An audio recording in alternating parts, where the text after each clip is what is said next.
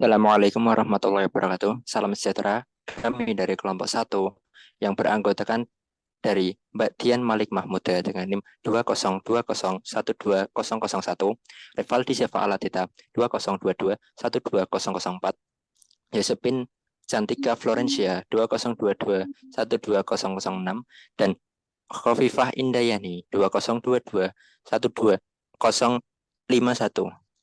Hendak mempresentasikan terkait bab 1 sekitar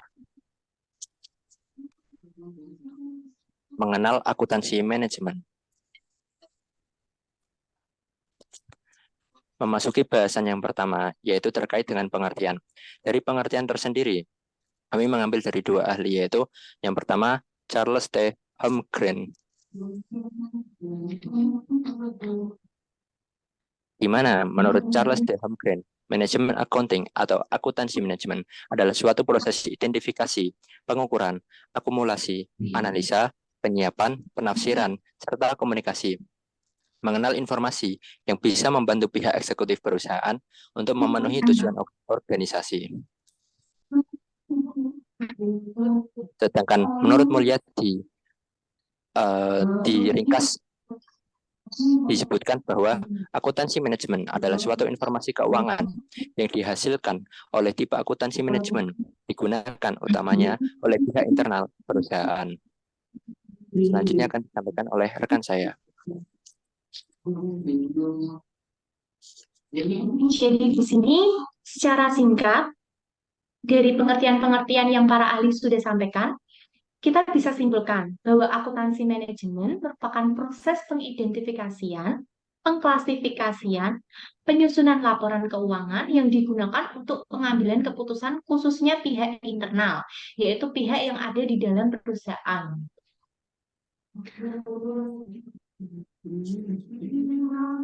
Nah, kita sekarang masuk ke tipe akuntansi. Tipe akuntansi ada dua, yaitu akuntansi keuangan dan akuntansi manajemen. Yang pertama kita bahas akuntansi keuangan. Apa sih itu akuntansi keuangan? Akuntansi keuangan yaitu proses pengidentifikasian transaksi sampai dengan penyusunan laporan keuangan yang ditujukan untuk pihak eksternal, yaitu pihak luar atau pihak di luar perusahaan. Di sini secara singkat bisa diartikan tipe akuntansi yang mengelola data untuk menghasilkan informasi keuangan yang ditujukan untuk pihak eksternal tadi. Selanjutnya, akuntansi manajemen. Akuntansi manajemen adalah proses pengidentifikasian transaksi sampai dengan penyusunan laporan keuangan yang ditujukan untuk pihak internal, yaitu pihak yang di dalam perusahaan, atau tipe akuntansi yang bertugas untuk mengelola data guna menghasilkan sejumlah informasi yang disampaikan untuk pihak internal.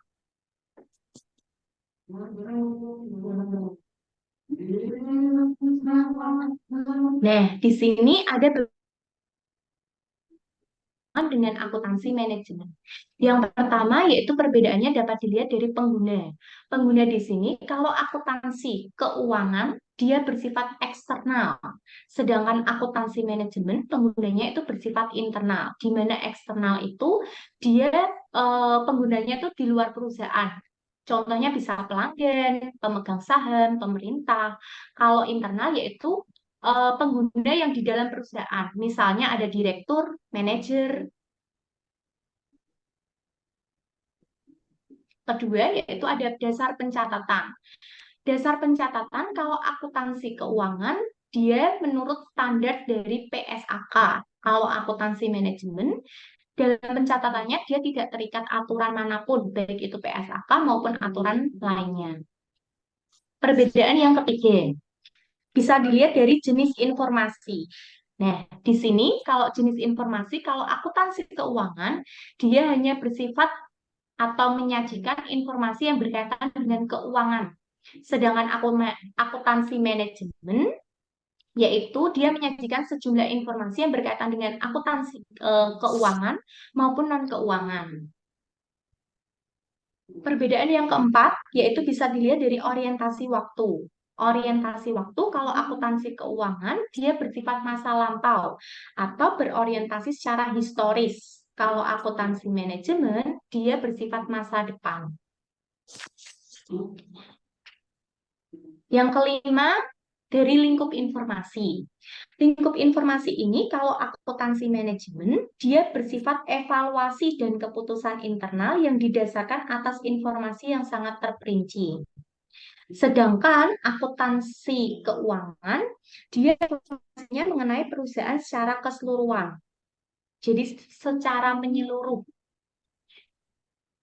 Yang terakhir yaitu perbedaannya bidang pengetahuan. Kalau akuntansi keuangan, dia yang dibahas hanya bidang akuntansi saja, tidak ada bidang-bidang lainnya. Kalau akuntansi manajemen, dia berbagai bidang. Misalnya bisa bidang psikologi, bidang ekonomi, maupun bidang kuantitatif. Yang selanjutnya bisa akuntansi manajemen. Jadi 4 macam. Yang kedua, mencakup berbagai. Pertama, proses penjualan, pembelian, pendapatan, biaya. Yang kedua, proses mencakup tentang pengumpulan, pengukuran, akumulasi, analisis, pelaporan, pengelolaan. Yang ketiga, output mencakup tentang laporan biaya produk, aktivitas, laporan pembelian, laporan jam kerja, yang terakhir pengguna. Yang selanjutnya, proses manajemen dibagi menjadi 3 macam. Yang pertama, perencanaan. Perencanaan yaitu aktivitas yang dilakukan untuk menentukan tujuan atau metode yang digunakan dalam mencapai tujuan.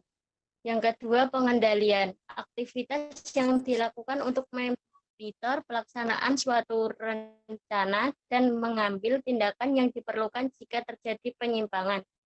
Yang terakhir, pengambilan keputusan.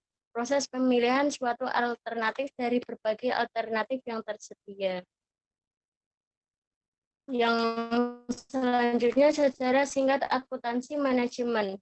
Pada tahun 1880 sampai 1925, kebanyakan perhitungan biaya produk dan akuntansi manajemen dikembangkan pada tahun ini. Tahun 1925 muncul pendekatan biaya persediaan untuk kepentingan pelaporan eksternal. Tahun 1950 dan 1960-an, beberapa usaha untuk meningkatkan kegunaan manajerial dan sistem biaya tradisional. Tahun 1980 dan 1990-an, berbagai usaha dilakukan untuk mengembangkan sistem manajemen akuntansi baru untuk dapat memenuhi kebutuhan ekonomi. Selanjutnya, kita akan membahas perilaku etis akuntan manajemen. Perilaku etis seorang akuntan harus memenuhi standar yang telah ditetapkan oleh IAPI atau Ikatan Akuntan Publik Indonesia. Standar yang dimaksud adalah Kode Etik Profesi Akuntan Publik 2020. Menurut IAI, prinsip dasar etika akuntan sebagai berikut. Yang pertama yaitu adanya integritas.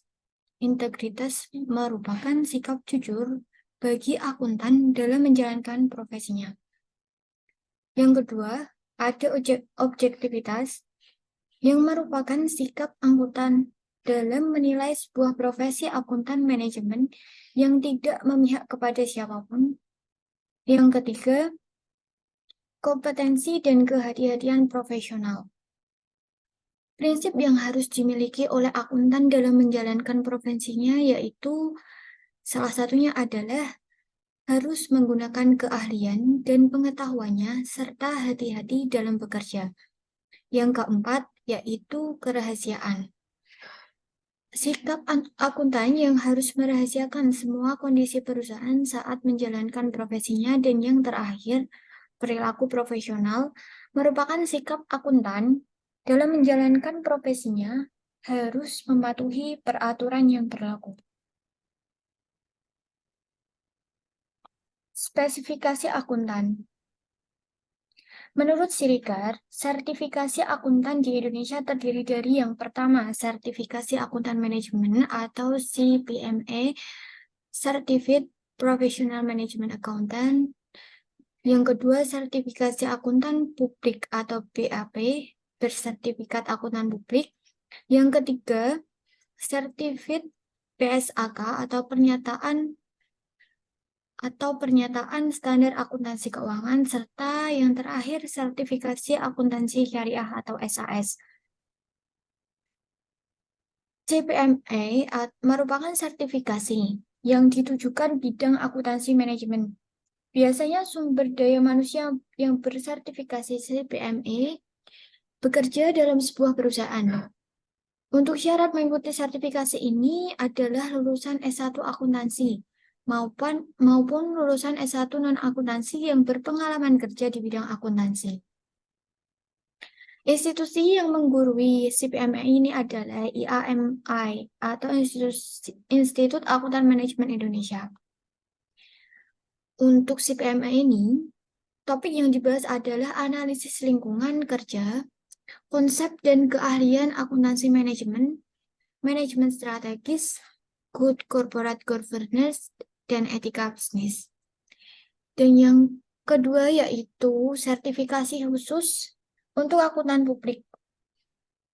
Dikeluarkan oleh IAP dengan persyaratan boleh mengikuti ujian sertifikasi akuntan publik adalah akuntan yang telah memiliki register akuntan.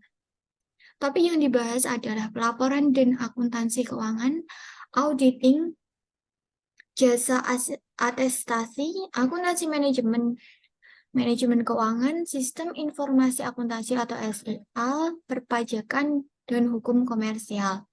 Sedangkan yang ketiga yaitu sertifikat PSAK merupakan sertifikat untuk penguasaan PSAK.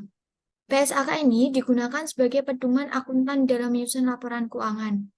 PSAK ini sudah mengadopsi IFRS atau Standar Akuntansi Nasional.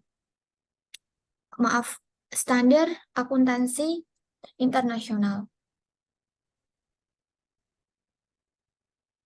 Untuk yang terakhir adalah SAS, merupakan sertifikasi untuk akuntan bidang syariah. Sertifikasi akuntan syariah ini muncul karena adanya perkembangan perekonomian syariah.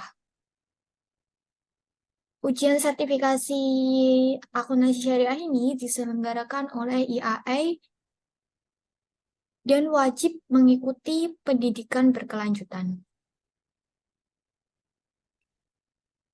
Terima kasih.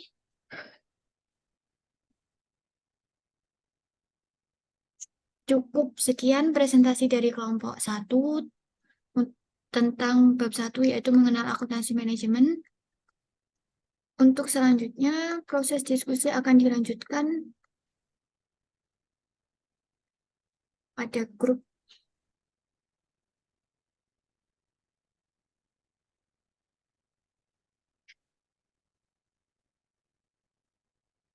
Dan untuk pertanyaan bisa ditanyakan melalui grup akuntansi manajemen. Terima kasih.